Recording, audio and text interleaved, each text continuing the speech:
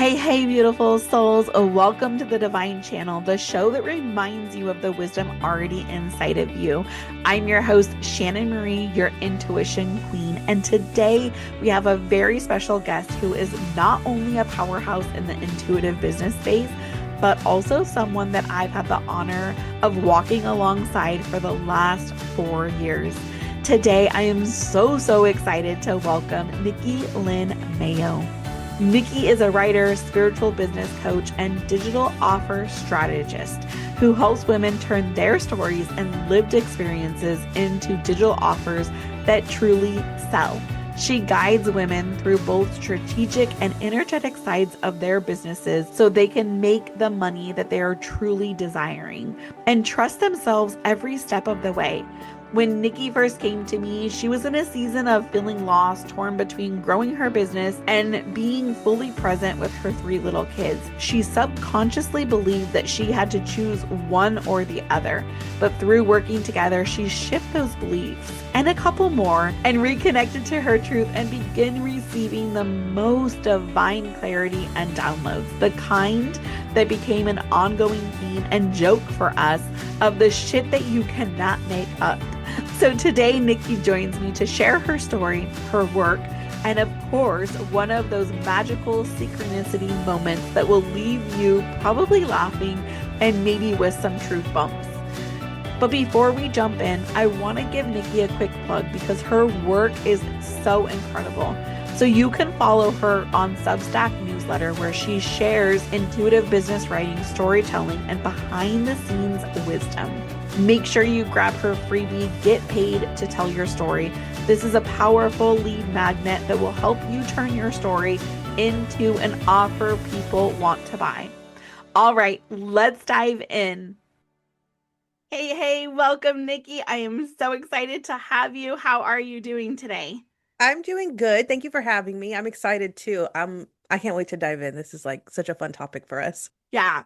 So, as I kind of shared in the intro, Nikki and I have worked together for a few years, and I've had the amazing blessing of seeing her on her journey. And during that time, we started having this running joke of like the shit that you can't make up. And so, Nikki, like, just take me back to the moment when we first connected. Like, what was happening in your life and business that made you feel like you were at the breaking point? So for me, I had kind of known you previously, and I was at this moment in life. At the time I had 2 children. My daughter hadn't been born yet, and I was just kind of like I'd had a spiritual awakening. I had kind of figured out like, okay, there's this intuitive piece, there's like these gifts that exist within me, and at the same time, like I felt the most lost I had ever felt in my entire life because I was like everything, nothing was as it seemed. I was like, I don't belong wherever I'm at, and in this moment, I don't belong like at this job, I don't belong in this season, and at the same time, like I don't know how to access anything else. Mhm. And so I just remember feeling like super frustrated and sitting around like, I need somebody to help me mentally, like with my mindset to be able to like access these things. And for whatever you popped into my head right away. And I was like, let me call Shannon and see if this is like in her wheelhouse. And so I did. Yeah, I gave you a call and I remember like we talked and then you had told me like about your coaching container and stuff. And it just like, how do I put like my heart was already like, yes, this is exactly what I've been looking for. Like this is what I need because it was like I said, I was like I knew there was like this spiritual side to me. I knew there was like these gifts that were waiting to come out and I had no idea what to do with them. It was like I've been activated with no map. Ooh, yeah. That's the best way I So can put it. powerful, right? That's where a lot of my clients meet me is that we are in this season where we're like, we're doing all the things that we thought we should be doing, but we're still feeling so lost and disconnected from ourselves and from like what we're called to do. And we feel that calling. And like in my story, I know you've heard my story before. I shared in the previous episode is like, my story is like I was doing all of the things and I still felt so lost and disconnected. So I love that you're sharing that with us today. So one of the things that I just kind of want to follow up on that is like what beliefs do you feel like you were carrying at the time that you didn't even realize were running the show? My biggest belief actually like went back to corporate, like corporate being a big security piece for me. Even though I knew like I didn't belong there, and I didn't belong in that space. I just remember thinking like, well, this is just how the world works. This is how it has to be. That was one. And then the other belief that I had was like that spirituality was weird. So it was Mm, like I knew like yes. I didn't think consciously that it was weird. I was like, no, like I've always known since I was little, like that there's, these other aspects to us and that we're multidimensional and stuff. But at the same time, like it was shame, I guess you could say, like a lot of shame subconsciously around exploring that side of myself, even though that side of myself had all of the answers that I need and to this day still has all of the answers that I need. There was like shame, like subconscious shame around going into that. Yeah, that's so powerful because, as you know, like, and I'm sure for you, your story is the same as like, for many years, I had these gifts and I knew that I had them and I just like kept stuffing it. And like the calling kept coming and I was like, no, no, no, I don't want to answer. I don't want to Right. play. Right. And so many of us do that. So I love that you shared that because you probably knew from when you were a kid that you had these gifts and you just didn't really know what to do with them. Oh yeah, no, that for sure. Because I remember being like 10 and talking to my grandma about what was manifestation before I even knew what manifestation was. And Mm. I was like telling her like, "No, grandma, if you can think it, like it exists somewhere, you have to be able to do it. Like why would we think these things about us, right?" And so like that and then like other, supernatural experiences for lack of a better term, I was like, "I know I'm not crazy, but there's nobody to guide me." Yes, for sure. Yeah. Yeah. I mean, it doesn't, our gifts don't come with a roadmap, right? I love how you Right. said that before. It's like, I was like, where's the roadmap? Kind of like parenting. I always say that too. Yeah, there's no So, direction. yeah, I love this. So, you were navigating running a business while raising, two and then now three little ones. What was the moment that you realized that you didn't have to choose between motherhood and entrepreneurship? Because I remember this being a big block for you when we first started working together. Yeah, that's a good question. There was a multitude of moments, not like specific to one, but I just remember like kind of having an epiphany one day. Mm. And I was like, my entrepreneur identity is an identity like that's not going to leave. And then my motherhood identity, like these are my children, they're not going anywhere, Oh, And so I yeah. realized like like they were going to have to just coexist and they were going to have to be able to, like find peace. And so what I realized is I was like, you don't have like a one or the other issue. You have a capacity issue. Like Ooh. I didn't have the belief that both could work simultaneously. And then one day it came to me like in terms of corporate too, and I was like, well, I mean, you're either going to work on your business and raise your children or you're going to work your job and raise your children. Like, you know what I mean? Which one is going to give you the most peace and the most present and the most fulfillment in all areas of your life? And that's kind of when I started to realize like the business is not the enemy to my children because I thought for a long time that it was. I remember I'm sure you remember like I'd have all these guilty feelings of like, oh, well, I'm working on my business. Like, I feel like I'm neglecting my kids. And it was like, okay, but Nikki, if you go to work, like, you're not with them in that time either, And so, and then that's when I realized, like, and I think to a lot of it, now that I'm saying it out loud, a lot of it stemmed from like a deservingness. Mm. So, like, the feelings of, well, I don't deserve to have fulfillment in all areas of life. Like, the belief is that, like, you have to sacrifice permanently in one area and obviously, I wasn't going to sacrifice in my motherhood area. So in my mind, it was like, well, then you have to put the business on pause. And that just like through the work we did together, we were like, that is just not true. Yeah, I know it's so funny how we adopt these beliefs and sometimes I know you kind of shared a story with me, where you kind of had adopted this from watching other people in your life be successful. But it's so interesting how we adopt these beliefs and then when we actually really break them down, we're like, we don't even believe this at all, or we've like Yeah. believed it, but we've outgrown it, but it's still running our programming, right? And so when we can shift those beliefs is really where like the magic begins to happen for us in our lives and businesses. So I know that you are a writer at your core. What role did intuitive writing help play in reconnecting you with your truth, your voice, and your business direction? For me, intuitive writing, it really gave me all of the answers that I thought I didn't have. So I would start a practice or I would meditate. And I've been intuitive writing for like 10 years. I just didn't know what it was. And I would get like this urge to be like, okay, well, my thoughts are all jumbled up and I'm just gonna like sit and I'm gonna write, for as long as I can until it makes sense, right? And so fast forward to, the last few years, that's when I was able to like put a name to it and stuff. And it became a part of my practice to where I would meditate and then I would do intuitive writing. And what started to happen is when through my intuitive writing, I would see on paper things that I was like, I didn't know I believed that. Or, like, or where did that thought come from and stuff like that. And then the more I did it, the more it became to where in real time I would watch the belief shift. So in real time, then I would see like, okay, that belief has shifted into, something new. And so for my business, one of like the bigger intuitive writing pieces that I ever did was I remember I was so frustrated because I didn't really know who I was called to work with. And I talked to you about this in a session because I was feeling called to work with high achieving women. And then I had like a lot of imposter syndrome because I was like, well, they're making more money than me. Why would they want to work with me? All kinds of stuff. And I remember being so frustrated and I was like, I'm going to do intuitive writing, but I'm going to like do it as a letter to God. And so I just said like, dear God, like, why am I feeling called to work with these women? And the clarity that came through from that specific one, there was so much on just the energetic side about like how money does not equate to, spiritual awareness or spiritual awakening. And that's where I was supposed to play the role in that.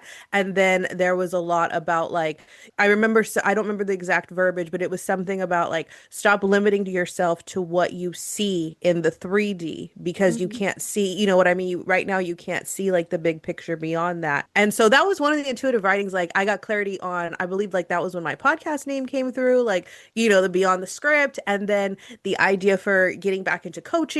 And then there was a third piece. I don't remember what it was now. I literally had it and lost it. But there was another piece to it that came through. And that was one of the ones that kind of like, I don't know, roughed me up a little bit. Sometimes my intuitive writings get a little sassy. And I just remember like that specific business clarity one was like very sassy. Like, like, why are you even asking this? You should know, that this is what you're supposed to do and yada yada. But it did give me a lot of clarity, and I was able to create like products and launch my podcast and all of that after that specific one. That's the one that sticks out the most.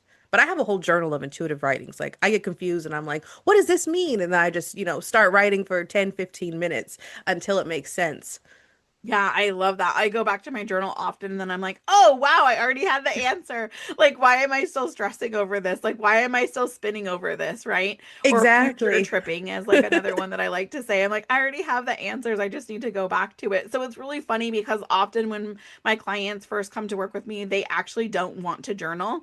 They're like, I don't want to buy a journal. Like, thank you for the journal that you gave me because I started gifting them just so people would have them. And they didn't want to take that time Hmm. to reconnect with themselves. And I think sometimes in society, we're taught like stay so busy with all of these things that we don't have time to meditate. We don't have time to pray. We don't have time to go, inner and tap into that wisdom that we have. So, what is one thing that you would say to the woman listening right now who is feeling like she's not a writer or doesn't like journaling, but really is craving clarity? If you really don't want to write, then I would say start with some form of meditating or audio journal. I have a friend who does audio journaling and she just talks out loud to a recorder until things start to make sense. Mm. But I personally haven't done that. I mean, I talk to myself, but I haven't recorded it. But I would say start with meditation. I know for me, like before, I mean, I've always been a writer, but I left writing for a little while and when I came into like this side of it, where I was like, I really want to learn more about myself and who I am, like, at the core, not the surface level, I didn't know what to do. So I started with these 10-minute chakra balancing meditations. And what ended up happening is through those meditations, like it was just like focusing on colors and focusing on the chakras. But I started to hear my intuition through those simple meditations. And it was like just these 5, 10 minute visualizations. And then I got curious after that. I was like, well, what else can I extract out of me? And Yeah. so then that's when I came back to writing. So for the woman who's like, well, I don't want to write, like I would say start with some form of stillness where you can learn what is going on underneath like the surface and learn what these different voices are like that we all have within us. And then you can take it from there and decide like what is the best path for you to uncover your own truth and your own intuition. Yeah, I love that advice, Nikki. So that's always, something that I like to tell people is like start with the stillness and build from there because we all get to plug into different things. I plugged into chakra work at first too.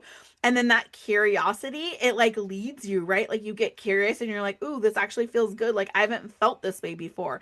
I remember one time like doing a healing session with chakras with one of my clients and she was like, I haven't felt this peaceful in so long. Like, what can we do next? It's like almost like an addiction, right? You're like, what can I do next? Like, I want to feel this good because for so many people, they're so disconnected to themselves and feeling so lost that that is new and they get really excited about that feeling because it brings over peace, it brings over clarity, and it allows us just to be in a whole different mindset and vibration for sure. So thank you for sharing that.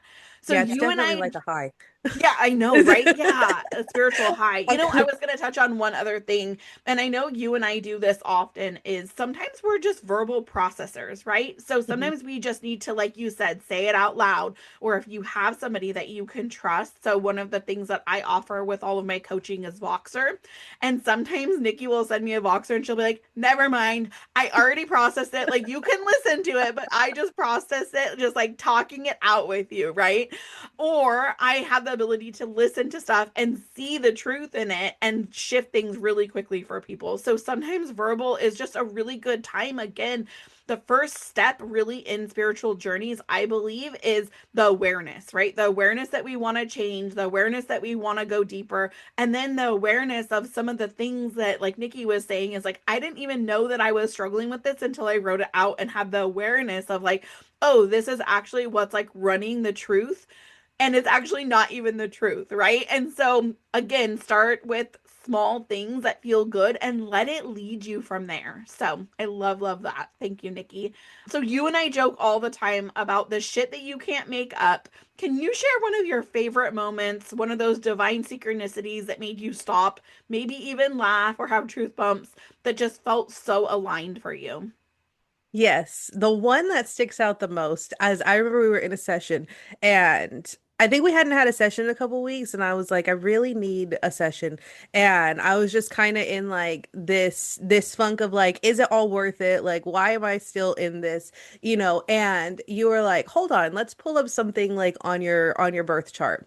And so we pulled it up and I don't remember verbatim what everything said, but I just remember what you were reading off of. It said, like, based on, all of my stuff, like, this is somebody who mixes spirituality with business. And this is somebody who goes beyond the script. And I just remember we both like screamed because that's the name of my podcast. And we were like, oh my God, this is the shit you can't make up.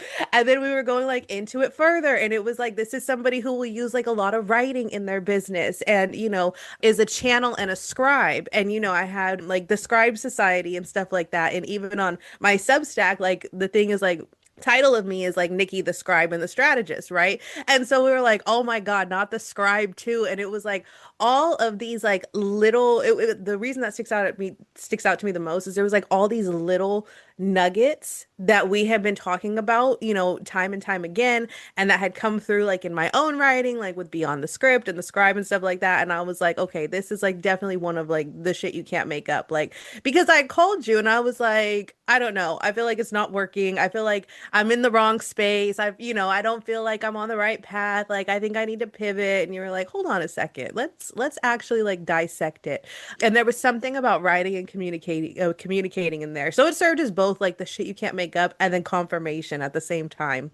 But Yeah, that's the one like that sticks out to me the most. I remember when that happened. And what I want people to hear in this is like we all go through this. It doesn't matter if we've been doing business for 6 months, a year, 5 years, right? We all have these moments where we're like, what are we actually doing? And when Nikki came to me with that, I was like, let's go back to what's written. And this is something that I say all the time. Like, if we know that it's written, and this is like literally her birth chart, right? Says all these things about her. It makes it really hard to not see the truth in it when it's like written out for us that way. And so that's why we went back to it, because I was like, gosh, I remember us running this, and I remember like all of these things are pointing to exactly what you're doing now. But we get in those seasons where we question everything, or there might be one thing that's not working, or right, we just had a bad day, because that all Yeah. happens to all of us. And then we literally question everything. And like my theme used to be like, I would question everything and then like burn it all down and then rebuild it. And it's so funny because I look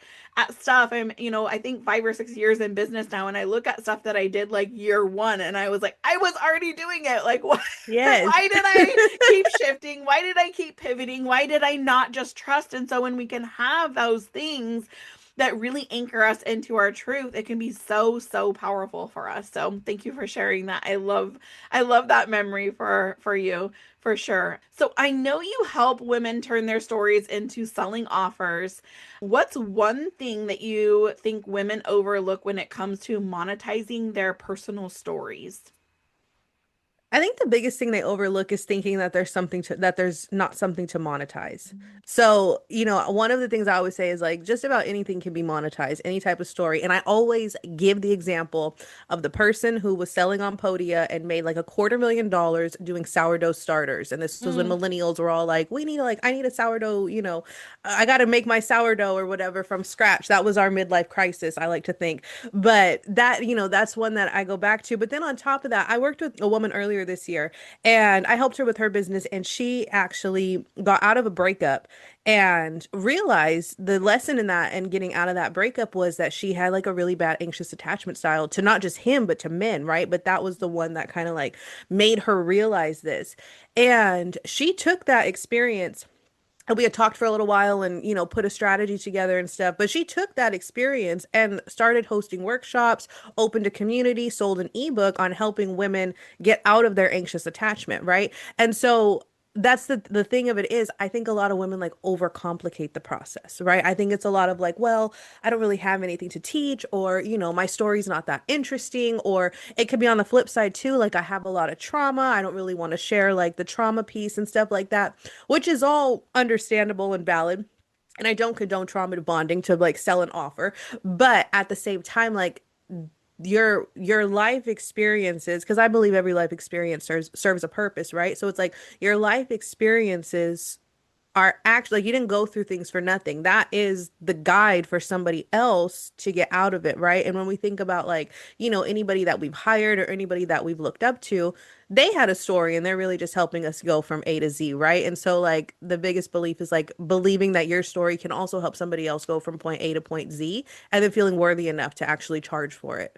Oh, yeah. So powerful. It's so good. I mean, that's the thing that I love about this work is like we get to do our own healing, our own journey, our own story, and that story gets to bless other people. Like there's a reason that you and I connected because we have similar stories and journeys, right? And we can meet each other at those points in time because I remember when I was struggling with XYZ. And I know sometimes like we talk about certain things and we're like, wow, like we live such a parallel life in so many ways. And so that is really powerful because we all have stories. And it's really interesting because that's the number one thing that people say to me is like, well, my story doesn't matter. Right. Right. And I love what you said. It's so powerful. Like I believe too, like everyone has something that they're here to do with their purpose. And a lot of it pins points with our story, right? That's our like soul thread basically.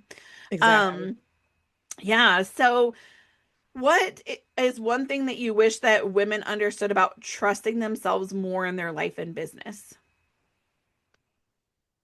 I wish they understood that it's not that hard.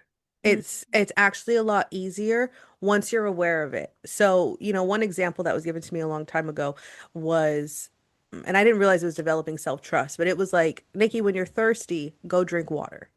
And I was like, well, I've got this baby and I've got that. Like, I can't drop everything and always get a drink of water, right? Wow. But once I started doing that and I was like, and like stopping and listening to myself, the trust started to build. As a byproduct of just listening to the things that I needed. And so like self-neglect is the probably like the leading reason why we lack self-trust is because we say we're going to do these things and then we don't do them, or we neglect ourselves or neglect our basic desires and stuff like that. And once you start doing that, you'll realize like, okay, trusting myself is actually not that hard. On the flip side, something that I also struggled with, and you know this, was I'd be like, okay, well, I'm going to develop self-trust, but I'm going to add 15 new things that I want to accomplish by tomorrow, like which sets myself up for like for failure, for lack of a better term. And so subconsciously, I was sabotaging my own self-trust because I would, try to accomplish all these things like waking up at 6 a.m. and going to the gym and having like all my business tasks done in the morning, like all these like things that yes, they're possible, but like for some people they have to be built up to. So then I wouldn't do it. So then that would like reflect in like, oh well, I can't trust myself to do anything, right? When it's really just about like the micro moments, right? If I'm thirsty, I go Mhm. drink water. If I say, okay, I'm gonna eat, a little healthier today, then I do that. Or, little things that we can stay committed to is really where self-trust is built. And once you get that, like it's not hard. Ooh, I love It's about that. So consistency. powerful. Yeah, it is so true. I'm kind of that same type of personality. I'm like an all or nothing. And so when I'm decide, I'm gonna like be healthy. I'm like I'm gonna wake up at 5 a.m. and go to the gym, and and so when we kind of talked through that, I totally understood where you were coming from because I'm similar personality, and I would self-sabotage myself by kind of not realizing that. And when I started realizing that, it really shifted things greatly for me. So I'm curious with that. What is one thing that you would love to share with listeners today who might be in the season of their like lost season? What would you want them to know or hear? First is your lost season does serve a purpose, even if it feels like it doesn't. Like you don't go through a lost season for no reason. I've been in more than one, and every single time, like the clarity at the end is it's a lot more powerful than if that season didn't exist. Because when you're in a lost season, you're actually searching for something, right? When you're lost, you want to be found, or when you're lost, you want to go and find something.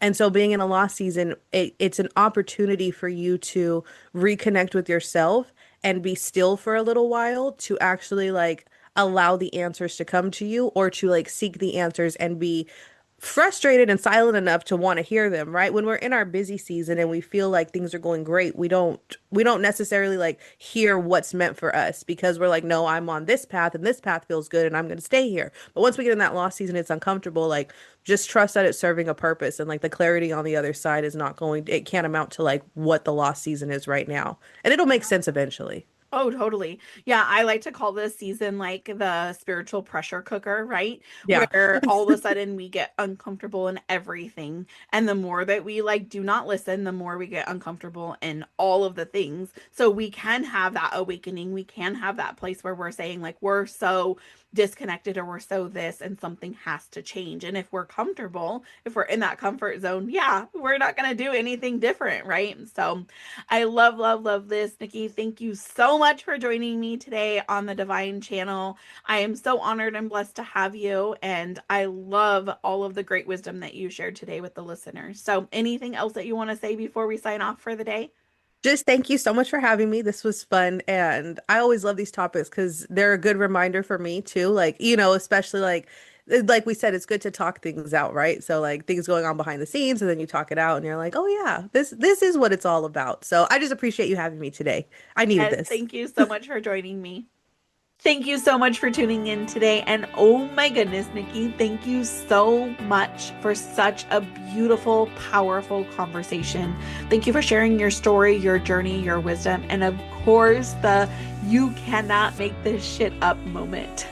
Absolutely incredible to have you today.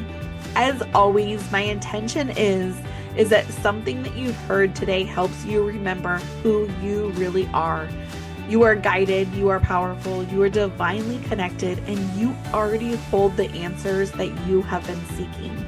So if today's conversation gave you truth bumps, clarity, or sparked something inside of you, that is not by accident. That's your intuition speaking. So take a moment to honor it, listen to it, and let it lead you. And before you go, make sure to like, subscribe, and share the episode with a friend who might need to hear this message today, because you never know whose inner wisdom you'll help awaken. So remember, this is Shannon Marie, the Divine Channel, where you call in, tune in, and awaken the wisdom within. Until next time, stay guided, stay grounded, and stay in your truth. We'll see you on the next episode.